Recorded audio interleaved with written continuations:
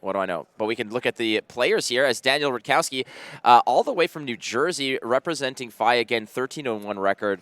I mean, I would guess that there's a smile under that mask. It looks like it. Age 30, 13-1, feeling very good. Look at that. Age 17, crushed it on the graphics change. Home, Dallas, Texas. He is a local to me. He's a great kid.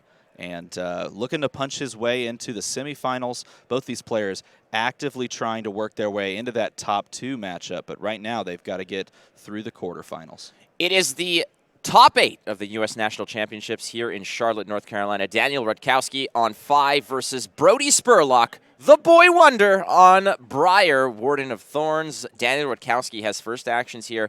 Nothing's been revealed, but most of the secrets are out by now. Both of these players most likely have already studied the game tape. They've looked at the deck list. They know what they're up against. And let's be real, with a 13-1 record and Brodie as well, both of these players are the top of the heap. There are going to be no mistakes in this matchup. Both players are rested. It's the start of a brand new day, but everything's on the line here, Steven. That's right, and it looks like FAB, in typical FAB fashion, says arcane damage. I don't need to worry about that. I'm going to run Furnace, Mask, and this is Mask of Momentum. I'm going to run the Snapdragon Scalers and Tiger Stripe Shuko. We're opening with a brand with Cinderclaw. 3 go again. It's going to give Draconic to the next attack. But most of the attacks typically are going to be Draconic, but there are some belittles in there. This is a classic combo starter. These are the cards that you really want to find in as FAB and just start your turn off with. So he's going to follow that up with the old Searing Emberblade for 3.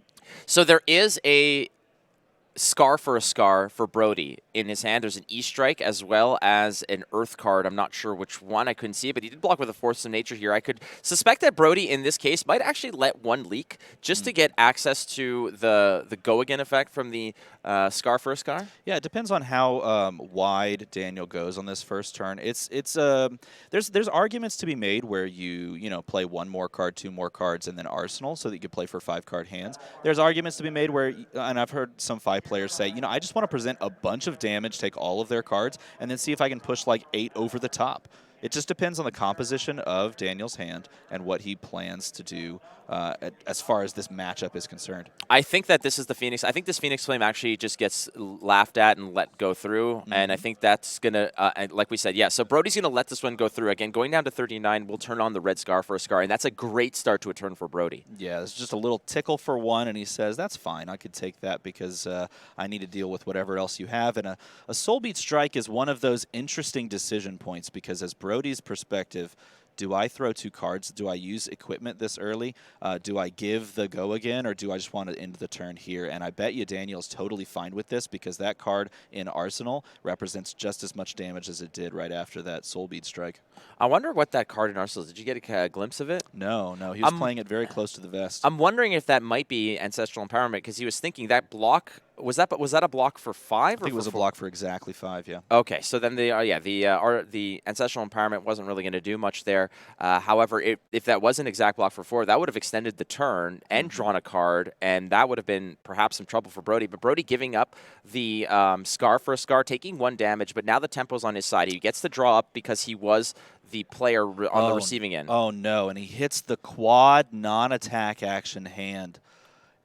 Oh, no. This is the worst-case scenario for a Briar to hit no attack actions whatsoever. He has 2 Tome of Harvests in hand, no Arsenal to cycle with.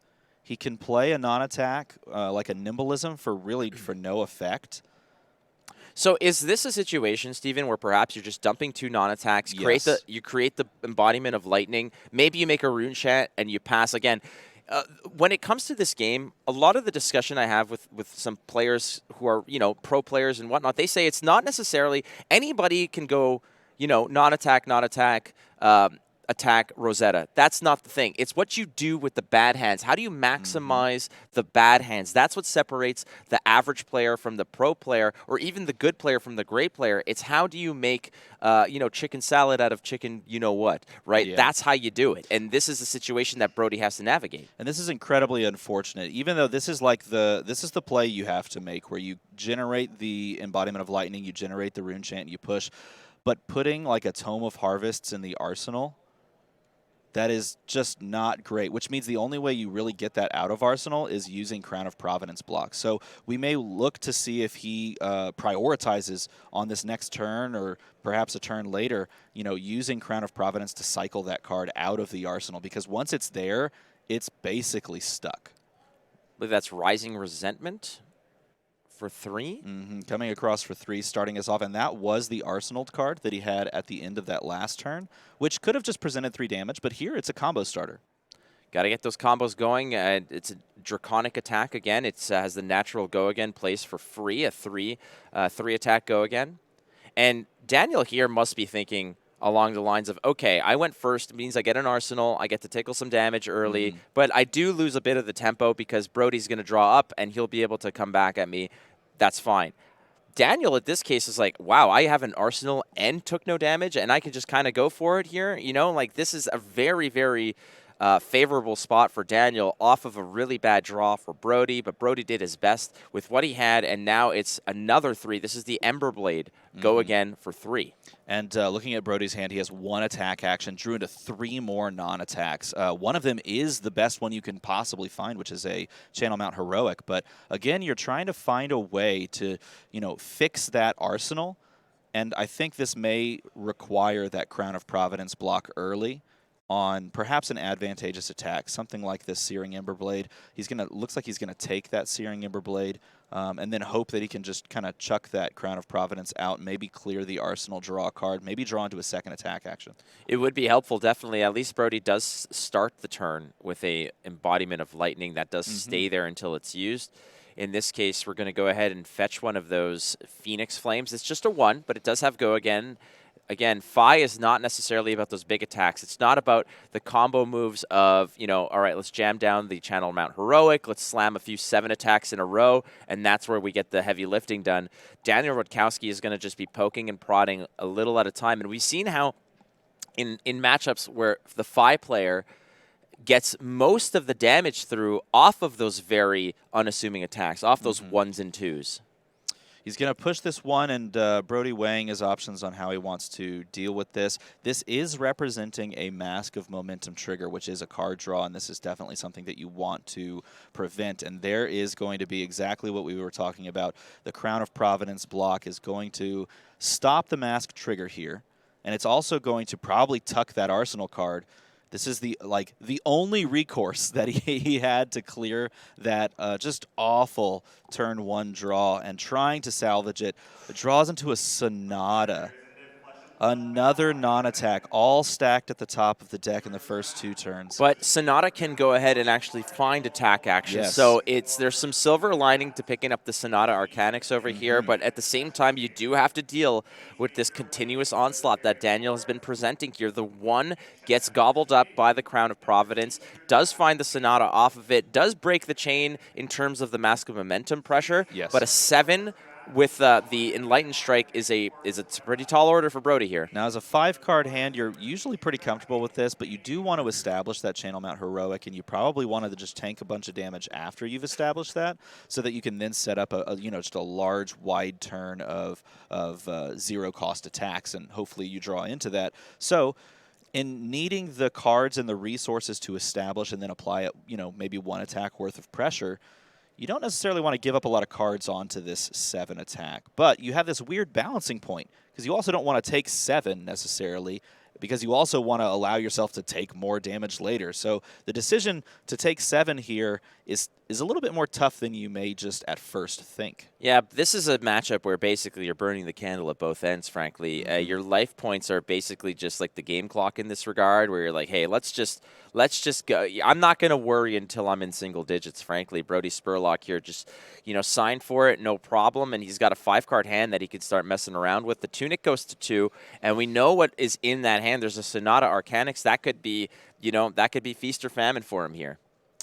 Let's see how he chooses to play this out. Of course, he's going to start with the Channel Mount Heroic, pitching that Earthlore Surge, which is an Earth card, so that he will be able to channel 1 and keep that going. Starting with the Swarming, now he has not created an aura, and this is the perfect time to play this on this turn because the lightning, the embodiment of lightning is going to give go again anyway, so you never really needed to create that aura in the first place on this turn. The CMH's tech is an aura indeed, but he didn't make That's true. That is true. He didn't make 2 or 3, so it's not going to be the bigger Swarming Gloomveil, but ultimately that embodiment of lightning, I think, was going to be wasted anyways. There's a lot of natural go again in Brodie's deck as it stands, and he didn't really drop into one of those cards that would really take advantage of the embodiment. True. Yeah, that's true. And here he is actually going to create a second one because he's going to play the Sonata Arcanix, and most likely not pitch into this, which you generally don't do. He is going to hit attack, and then defense reaction. Oh, no. So whiff from Brodie over there. Unfortunate whiff, yes. Unfortunate whiff because you weren't able to draw into those. When you don't have an attack and a non-attack,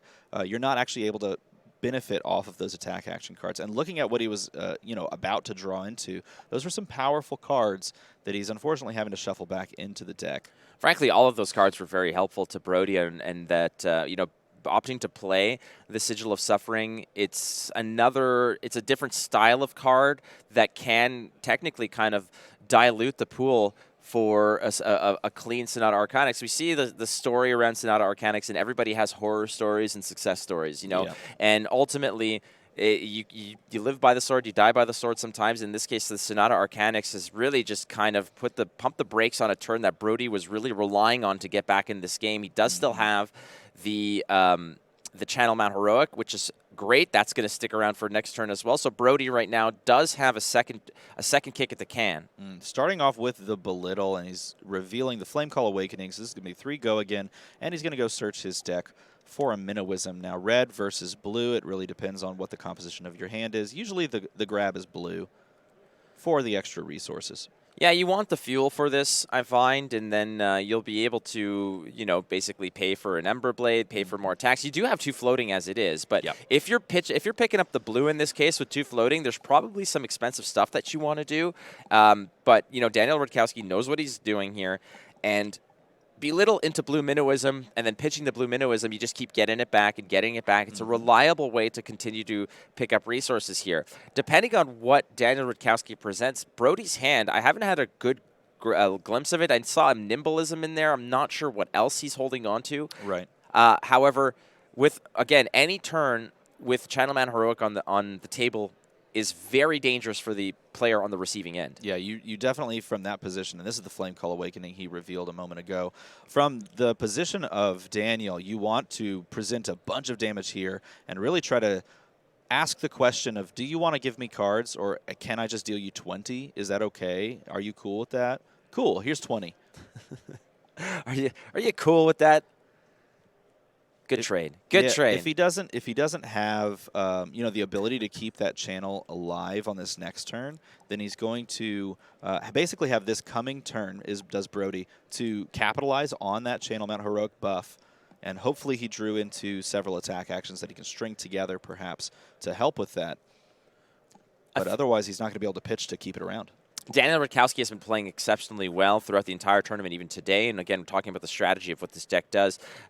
Having cards that recover those Phoenix Flames, if you got to pick Kodachis over Ember Blade, well, why not both in certain cases? And being able to play multiple Phoenix Flames per turn really extends the combat chain, continues to threaten Mask as well. That's another thing to worry to think about, is that just, you might shut down the second chain link, but if you go down to 5, 6, 7 chain links regularly, there's masks.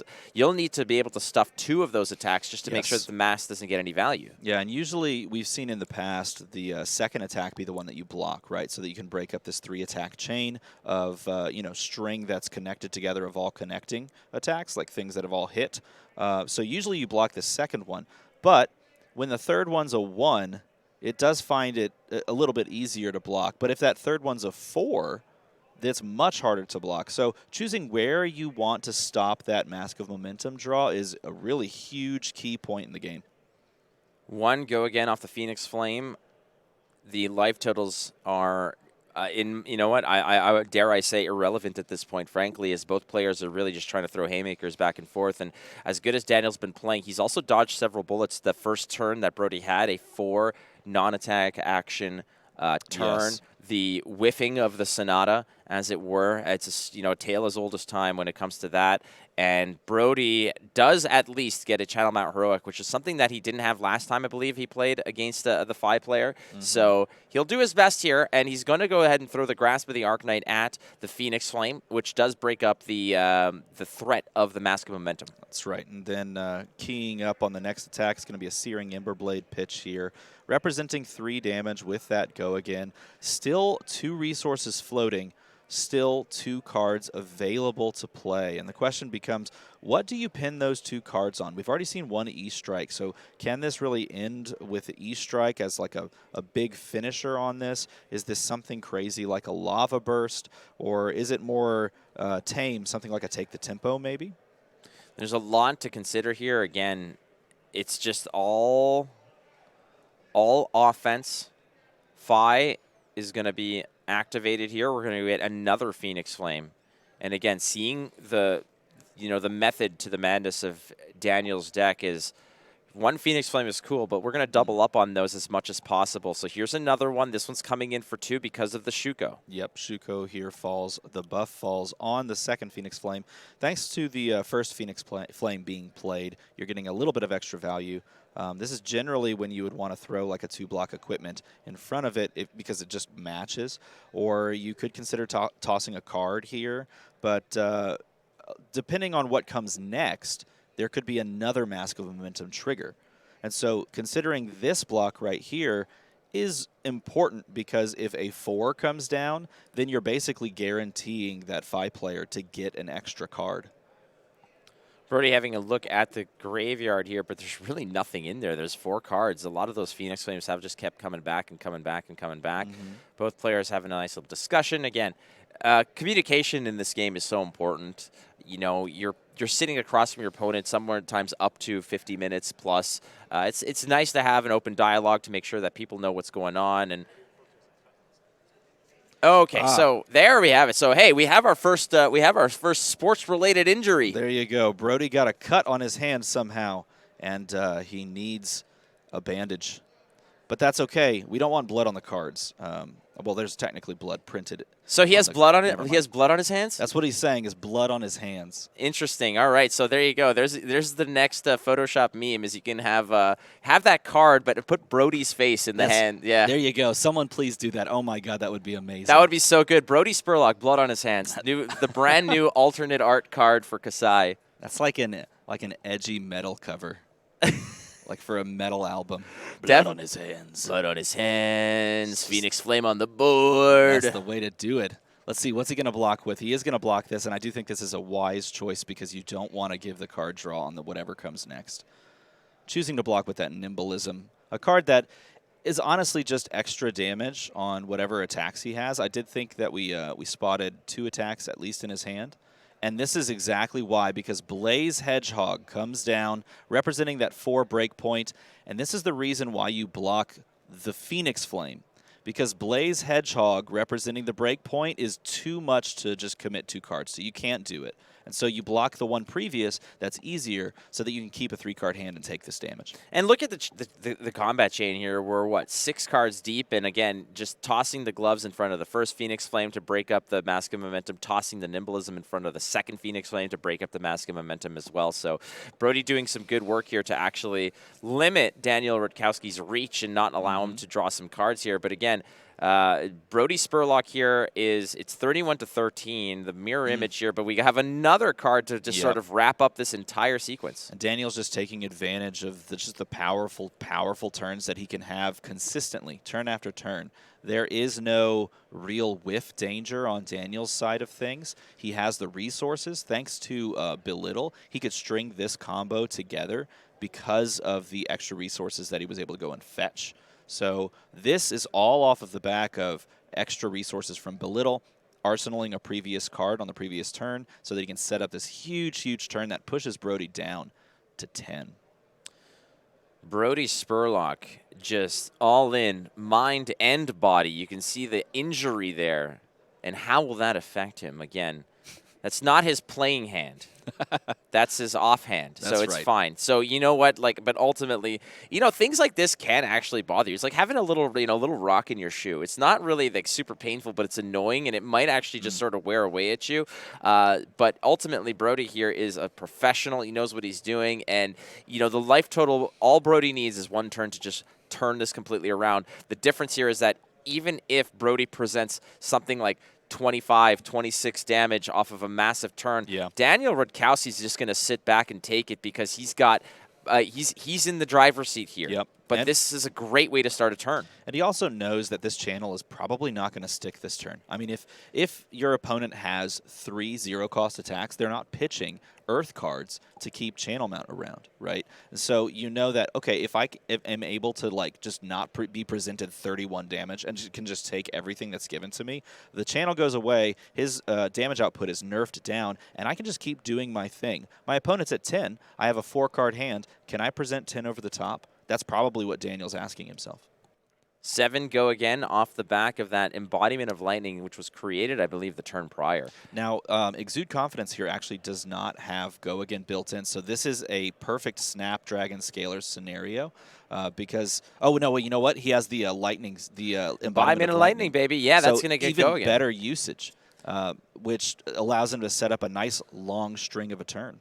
Brodie Spurlock earlier also in previous games was using that Snapdragon Scalars fairly liberally early on to maintain tempo, to continue pressure. In this case, again, Daniel Rutkowski is just going to sign for the package. I don't think he's worried about it yet.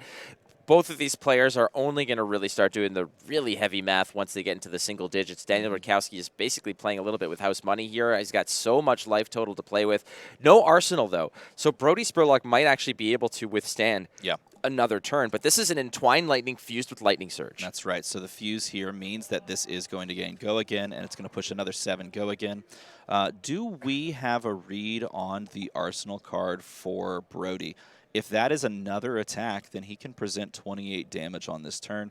Otherwise, it is now technically face up that he has one other attack after this for 7, because that Lightning Surge will get the buff, of course, from the Channel Mount, and then present 7 as well. Look at the Brodie cam. Is that Tannin behind him? Just, just hovering. Little ominous Tannin. Just watching. Watching in the wings.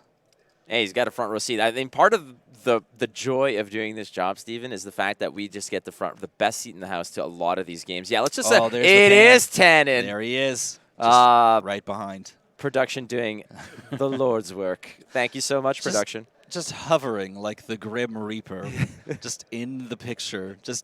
It's like in those horror movies where they put the villain just right in the back, and like the protagonist is like opening a jar in their kitchen, and they just don't look behind them. Yeah. But there it is, right there, and let's see what he follows this up with. It was a Nimbleism. So he's going to try to push max damage here, pushing for 10. I mean, and this is where you need to be. And look at how quickly Brodie Spurlock has essentially just equalized the game. And we're talking about, remember we were saying, Daniel is comfortable taking 23, 24, 25 damage, and that's precisely what was presented here. It was 24 damage that Brodie is sending his way. And again, Daniel, if this was a 5-card hand, I think pushing 10 damage would have been no problem for Daniel. But maybe Daniel's a little bit concerned here that with another piece of equipment, with the 1 block off the grasp, that can maybe stuff one of the Phoenix Flames to stop the mask. Brodie maybe giving up 1 card. There's a possibility here where Daniel's concerned that letting this leak and not having an adequate follow-up, Brodie can just come back and really get the job done. Yeah, it's starting to get interesting, and he's keying up a 3-card block. And let's look at the composition of the block. He's got Take the Tempo. I believe that's a Mounting Anger, and then 1 other card.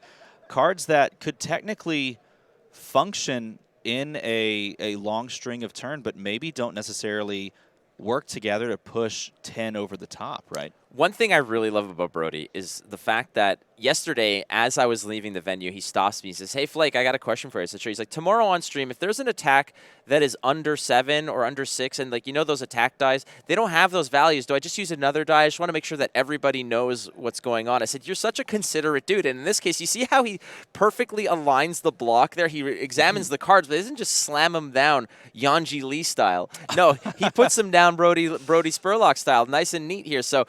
Just making sure that everyone knows what's going on. Now, if you're wondering why Brodie waited there, the decision to possibly use Snapdragon Scalers, take the Tunic resource, and then follow up with Rosetta was on his mind. Trying to push extra damage over the top was what he was trying to most likely think through there, but choosing not to push that and instead just represent that Tunic resource on his own turn and Snapdragon to maintain some extra pressure on this turn was what he was deciding between. So I see a Weave Earth, I believe, a Lightning Surge. I believe there's a Coax of Commotion in there as well.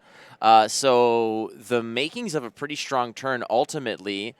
And a Ravenous Rabble, perhaps, as well in the hand. So there are some opportunities to string together some attacks here, depending on how he wants to play this out. Only the one non-attack, so a far cry from that first draw of the game. That's fine. You got Snapdragon Scalers, you got Ravenous Rabble giving go again, so you do have opportunity here. And the fact that you're opening with a non-attack action means, like you said, that Rosetta gets pretty powerful. Tunic online, Snapdragon Scalers ready to rock and roll. Brodie Spurlock has essentially taken back the tempo here, where Daniel Rutkowski, with a 4-card hand, thought that he could not piece anything together that was all that menacing. So in this case, Daniel deciding to just tank or to block out as much as damage, pocket a card, and see what Brodie can present here. He's already dodged several bullets from Brodie's poor draws. However, in this case, Brodie now is getting rewarded with a 4-card hand that he can play out, right?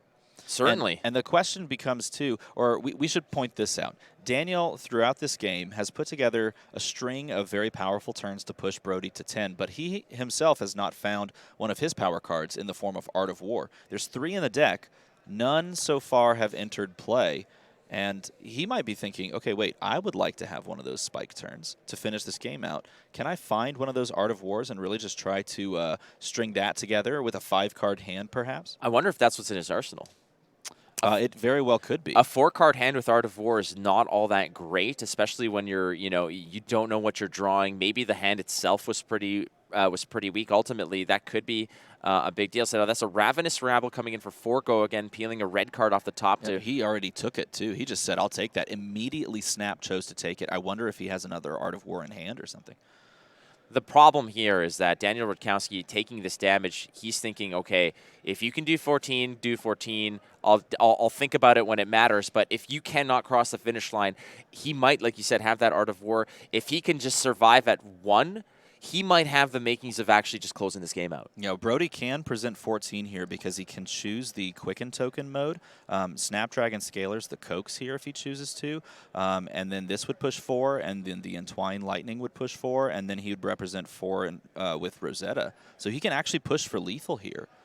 And picking up the Quicken Token here is actually really good because a lot of the Phi abilities are going to come naturally with Go again. But he's going to block this out. Shuko and the Furnace are going to block that out nice and cleanly. Yep. Now, Brodie looks like thinking a Lightning Surge that he can follow this up with if he wants to snap, right? Certainly. And I think that might be what he's looking to do. You can actually drop the Weave Earth as well, but then if that's the case, you don't have a Rosetta follow-up, perhaps. You can take your Tunic resource, follow that with the Rosetta at the end as well. So he has the chance of pushing a lot of damage here. And what modes he chooses are going to be huge here. So that gets blocked out entirely. The Coax of Commotion doesn't connect, so there's no benefit for anybody here. The Go again is still online, still an action point on Brodie's side. The question is, are you just going to Weave Earth and go for an attack? Or do you just play Weave Earth and Rosetta for 4 and pocket the Lightning Surge? I think that's the best line of play here. Brodie's still evaluating. Yeah, you need to play that Weave Earth in order to get the Rosetta online. Of course, a fantastic choice to make sure that no crazy modes were chosen, because they probably wouldn't benefit Daniel in the first place anyway, like we were mentioning. So using the equipment finally to block that out was the right timing, and this will represent 2 and 2, which will most likely get taken because Daniel, from the last turn, said, I want to play a 5-card hand. We're at a spot here now where the Tunic is never going to see a third tick anyways. I think that in this case, Brodie also just using that resource at the right time means that that Tunic can block a Phoenix Flame to take the mask offline. You still have a grasp of the Arcanite defense, 1 point of defense as well. So Brodie's not out of this. 10 health is perfectly viable here with a 5-card hand on both sides. We're going to see what is in the pocket there for Daniel Rutkowski. Yeah, and unfortunately, Brodie did just draw into a card that cannot block in Gorganian Tome. And that is a very dangerous thing to have in hand on a turn that could go very wide, because I do believe Daniel may have found one of his Art of Wars finally, and if he plays it at instant speed after blocks are declared here on this Mounting Anger, I believe that is a Mounting Anger, that Art of War is going to add damage to the rest of this combat chain. And sneaking it in after the fact, I mean, even sneaking it in off of something like a, if you present a Phoenix Flame on Chain Link 2 that gets blocked with, let's say, the Grasp, perhaps you toss in the Art of War then to get the hit, and suddenly the pressure is still on for Mask of Momentum. Yeah. That mask, I'm telling you, is such a nasty little piece, and we've talked about this yesterday, where the fact is, even if you don't get a single hit off the mask, the work that it does, the passive pressure that it just has, you know, it lives in Brodie's mind in this matchup constantly. Well, and it has to, because it fundamentally changes how you should play the game, because you can't allow 3 things to hit. You can't just say, yeah, that's fine, I'll take this, I'll take that, I'll take that, because then they also have a follow-up off the draw, and that is what he's going to do. He's going to chuck the Grasp in front plus a card block from hand to block 4, and let's see if there's an Art of War that's going to be coming down, if there is one in hand, if there's one in play here. 30 minutes have gone by in this matchup. Again, there's no game clock here. You can notice it's ticking up, not down, as there's no expiry. We will have a winner to this match. There's the Art of War. Nice call. Art of War sunk into the arsenal in the last turns. He said, I'm going to 3-card block on that previous turn, just drop the Art of War in play. Banish, draw 2, +1. Yes, please. So we were spot on about the call about having the Art of War in the pocket there. So that was the 3-card block there, and being able to just withstand the damage and have this clapback turn is going to be huge for Daniel. Brodie, unfortunately, with the Gorganian Tome in hand, his options are going to be limited. Now he gets the trigger off of the Mounting Anger, which I do believe, if memory serves, it adds +1 to something that you choose to banish. But he's going to follow this up with Emberblade. Emberblade does not receive the buff, but he has the resources to attack with it, so you might as well come across. Yes, Mounting Anger gives the +1, and you can play it on the turn, so you basically just banish a card, give it +1. And that card is a really good one to have. It's Lava Burst, which can really close out games. Lava Burst, you know, with the Rupture effect and the +3, I believe that it gets, and then the +1 on top is going to be pretty nasty. So having a free 6-point finisher, especially when Brodie is at 6, he needs to be wary here. And again, like you said, having a Gorganian Tome in this point of the game is very dangerous. There is an embodiment of Earth, so that the Bramble Spark will be helpful. Yes. This is going to block exactly 5, but now he's going to do some Phi things. Phi does Phi things, goes and gets a Phoenix Flame, going to drop that down. Daniel Rutkowski over here is going to present a Phoenix Flame for 2. Brodie Spurlock has no block left except for the Tunic, but throwing your shirt in the ring is not necessarily going to end this game in any way. I think he has to do this, and unfortunately, he may just still have enough to come across with Lava Burst for 6. Nothing left, can't block. That 6 is going to close it out, and Daniel continues his